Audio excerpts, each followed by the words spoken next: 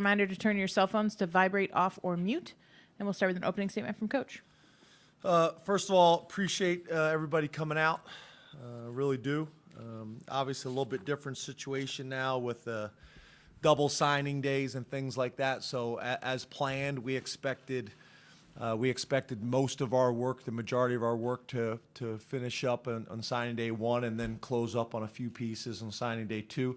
It'll be interesting to see how this thing plays out next year with some of the challenges with the early signing period, with some of the staff turnovers that we've had with head coaches at other schools. Will more guys wait till the second signing period or not? We'll see. So, obviously there's been a lot of changes in college football this year, so that'll be interesting. But I think overall, very pleased with the class. Very pleased with the class and what we've been able to do in our region, and then obviously opening up some different opportunities this year in Florida, and then obviously in a similar areas, Florida, Germany. Going to places like Germany, so it's pretty exciting. Brandon Collier's done a really good job. It's pretty amazing. He's a young man who actually played for Coach Spencer at UMass and has started this kind of European training program and tour. And you see guys signing all over the country. So pretty exciting. Pretty exciting from that perspective. And we're really excited about that young man that we were able to pick up. As you guys know, we did have a couple guys that signed today. And actually had one that had really signed in the first signing period, but wanted to keep it private until he went and played in the All-Star game. So Joseph Darkwa, young man from Germany, 6'5", 272 pounds, a skinny 272 pounds. We were able to watch him on game tape. He's probably a lot more advanced than we anticipated him being, and then being able to watch all of his workout tapes. Very athletic and excited about kind of his future. Hakim Beeman, I guess this is in alphabetical order, not the other order, excuse me. Obviously, being able to get the young man from Germany was important, especially at the defensive tackle position. But then on top of that, for us being able to go out and get some other guys in this class to finish up. Devon Ellies is a guy that signed with us. We're doing pretty good at his high school right now, which is McDonough High School. PJ Mustafer from the same high school, same position, both defensive tackles. He signed, played in the Polynesian All-Star game, wanted to announce it there, but had signed in the early signing period. Obviously comes from a Polynesian background, had a bunch of family over there to celebrate it, which was awesome. We're really excited about his future and what he's going to be able to do moving forward. Daquan Hardy was a guy that we went back and forth on the entire process. What really helped us was two things. Number one, he came to camp last year, and in our camp ran 4.4, and there's just not too many human beings on the planet that run 4.4, and we had it in our own camp, and that was going into his junior year. And then on top of that, he had a dominant senior year.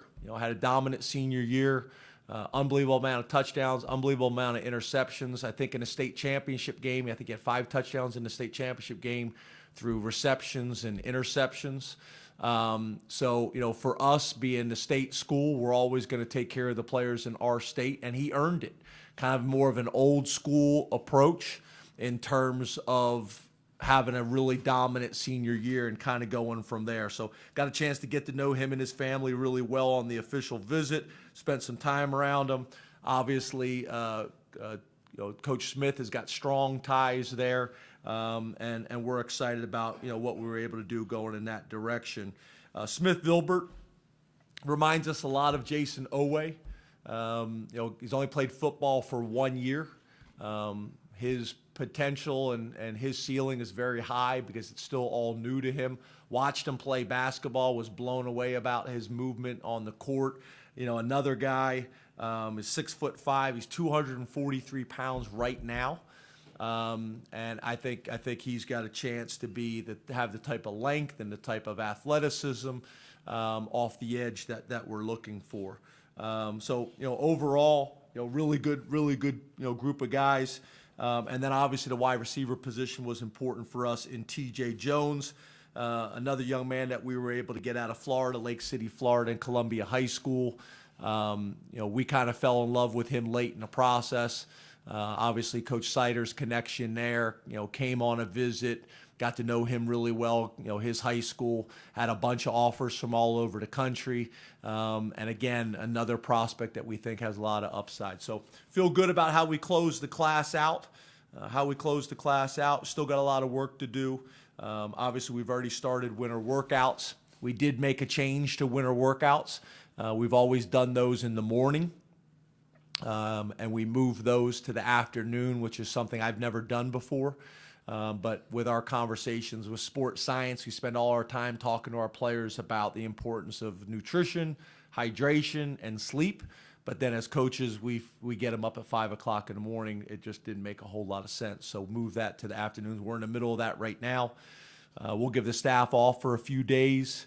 After today, give them off Thursday, Friday, Saturday, Sunday, and then get back to work, and spring ball will be here before we know it. So excited about how the class filled out, excited about what we're going to be able to do in the off season. Obviously, a lot more question marks going into this season than maybe we've had in the past, but excited about where we're going. We'll start on the phone with Rich Scarcella from the Reading Eagle. Hi, James. How are you? Hey, Rich, how are you?